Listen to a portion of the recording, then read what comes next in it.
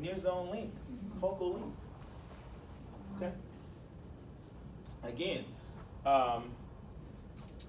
and only information from a smaller PGT, only information from the shallowest depths are collected. All remaining information of the inner crystal's reflected sound pulse will be ignored. Again, it's only going to take information from the depth that it's assigned to, basically. Okay. All right. So, what happens when one of the elements is damaged or malfunctions?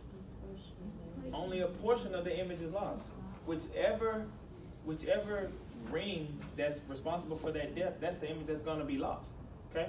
There will be a horizontal or side-to-side band of dropout at that particular depth. So look at this image right here. Look like the middle one. This could be the red or the green one. That depth is the depth that's lost. Okay? Okay. So remember, each ring is responsible for a specific depth. Okay? Remember, the smaller diameter, that's responsible for the near field, right? The larger diameter is responsible for the far field. Okay? So if the innermost ring malfunctions, the most superficial region of the image is lost, like that right there. Okay? If the outer ring malfunctions, the deeper horizontal band of the image is lost. Okay? Any questions on annular phase array transducers, guys? Ring, multiple elements, okay? Mechanical steering, electronic focusing. When are these used? Are they still used? They're still around. They're still around. We don't use them here. We don't use them here. Like I said, it is a mechanical transducer. I don't think it's an annular phase array transducer, but there is a mechanical transducer at LBJ. If you guys look where in the little, I don't know, have they changed that little station where they hold all the transducers? It's a big transducer over there that looks like a transvaginal transducer, and it has a big bulb on it. It's bigger than the rest of them. Oh, yeah. Have y'all seen that? That's a mechanical it has a mechanical steering. You can actually hear it when you hook it up. You can hear that transducer steering. You can hear it moving. You can actually hear the mechanism actually moving the elements around in there. Okay? And that, like, say for instance, have you guys do 3Ds? Have y'all done 3D pelvises? Have y'all seen them done? Yeah. Y'all see? So y'all know when they're doing the 3D, they actually stick the transducer in the vagina and they do a sweep, right? They sweep from side to side to do that 3D. Correct? Right, guys? Yeah. Y'all didn't recognize it? Stop paying attention to that. So how they do that, they'll actually start from one side of the uterus and sweep to the other side. And then they'll take it to the 3D package and kind of construct a 3D image. Okay? With that transducer I'm describing to you, you don't do that. You just hold it in one spot. The mechanical transducer is going to fan out for you. It's going to create that image for you. So you don't have to do a sweep of it. It's automatically going to sweep that whole area for you. Okay? That would be an advantage of using that. But like I said, how the hospital works, if everybody doesn't use it, then one person can't be special and use it. Okay? That's why that big transducer, it's called the X matrix. It's the one I was telling you, it has a big globe on the top of it. It actually takes sagittal and transverse images at the same time. Okay, you can be in one plane looking at long images, and you can scroll your scan line, and on the other half of the screen you can be looking at the kidney and transverse.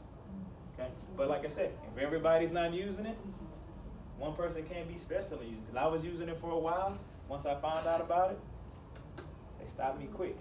Don't use that, JT. Y'all heard about the dead body or something at LBJ or something? What?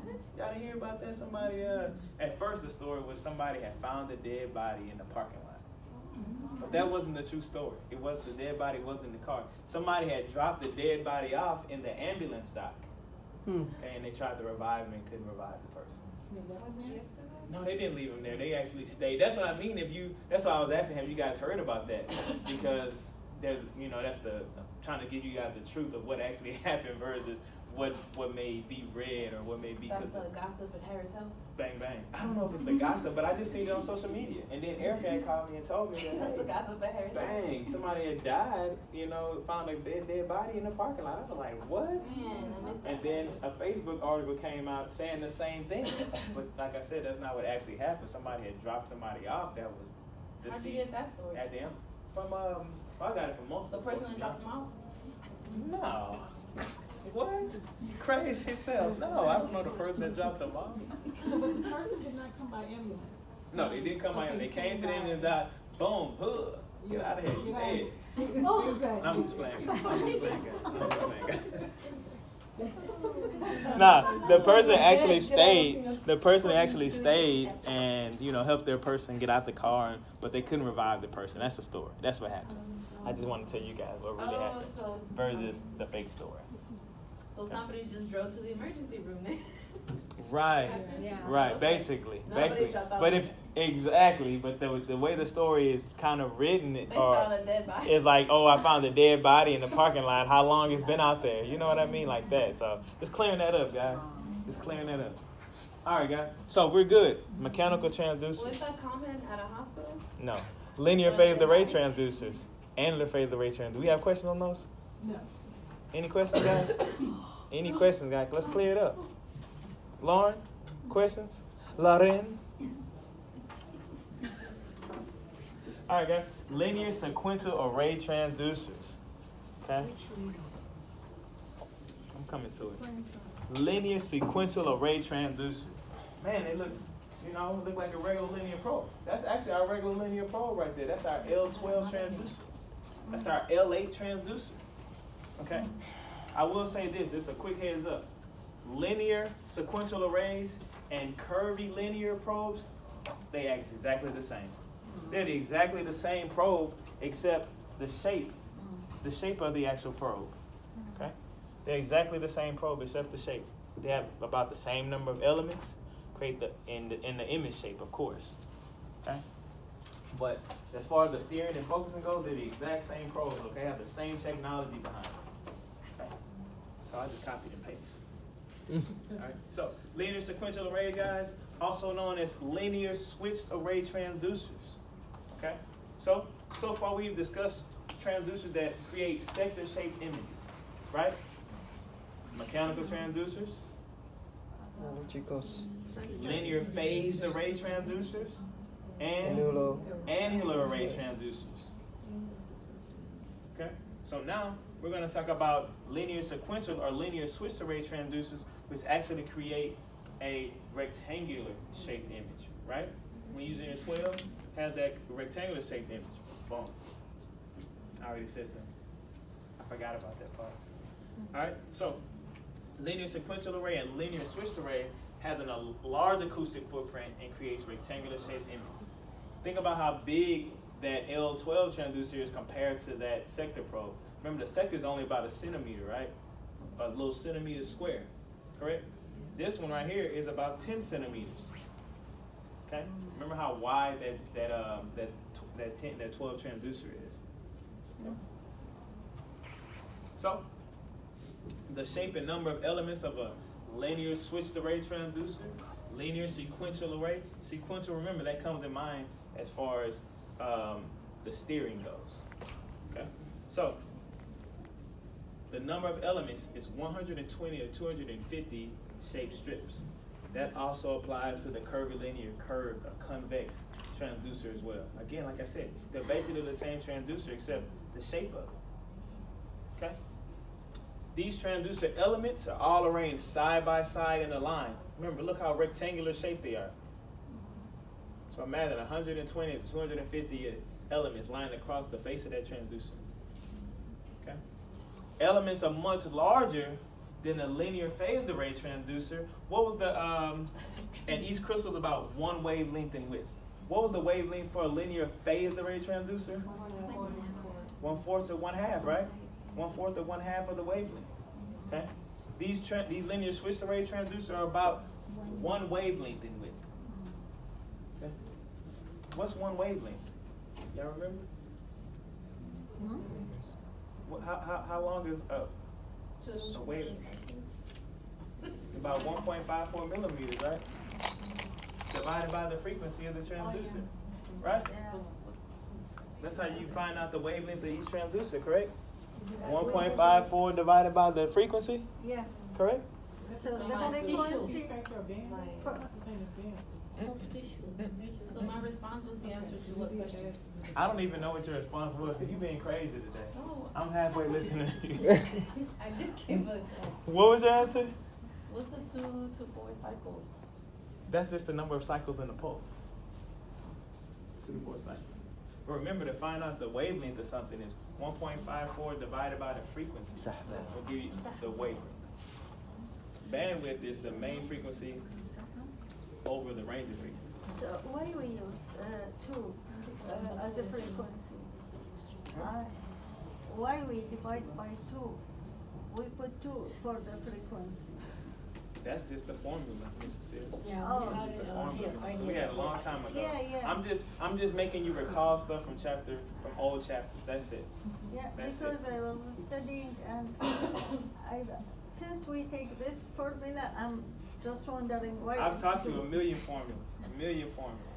They may come back up. Yeah. Okay? Again, guys, this array is large. About 10 up to 10 centimeters long. Okay? So our L12, that's about 10 centimeters long. That L8 is a little smaller, right? The linear probe for the vascular exam, a little smaller.